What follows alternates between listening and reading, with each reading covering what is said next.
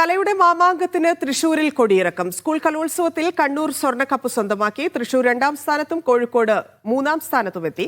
കലോത്സവം കൂട്ടായ്മയുടെ സാമൂഹ്യ പാഠമാണ് സമ്മാനിക്കുന്നതെന്ന് മുഖ്യാതിഥിയായ മോഹൻലാൽ പറഞ്ഞു. സ്റ്റേജ് ഇനങ്ങളിലും രചനാ മത്സരങ്ങളിലും മികവ് തെളിയിച്ചാണ് കണ്ണൂരിന്റെ കുട്ടികൾ സ്വർണ്ണക്കപ്പിൽ മുത്തമിട്ടത്. 1028 പോയിന്റാണ് കണ്ണൂർ നേടിയത്.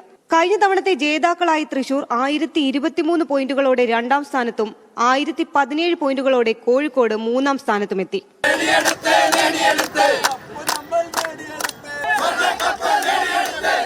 വാസ്കുലൈറ്റിസ് രോഗം ബാധിച്ച് ഗുരുതരാവസ്ഥയിൽ കഴിഞ്ഞിരുന്ന കാസർഗോഡ് സ്വദേശിനി സിയ ഫാത്തിമയ്ക്ക് കലോത്സവ ചരിത്രത്തിൽ ആദ്യമായി ഓൺലൈനിലൂടെ മത്സരത്തിൽ പങ്കെടുക്കാൻ അവസരം ലഭിച്ചതും തൃശൂരിലെ കലോത്സവത്തെ വേറിട്ടതാക്കി. ബഹുമാനപ്പെട്ട അധ്യക്ഷൻ സംസാരിച്ചപ്പോൾ സിയ ഫാത്തിമയുടെ കാര്യം പറഞ്ഞു. എനിക്ക് വളരെ സന്തോഷം തോന്നി.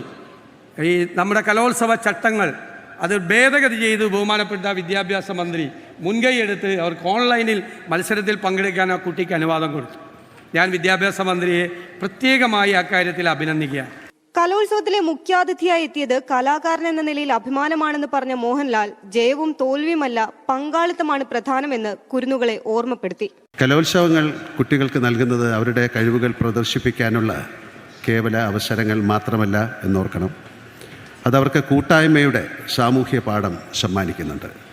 വ്യക്തി എന്ന നിലയ്ക്ക് ആത്മവിശ്വാസം ഊട്ടി ഉറപ്പിക്കുന്നുമുണ്ട്.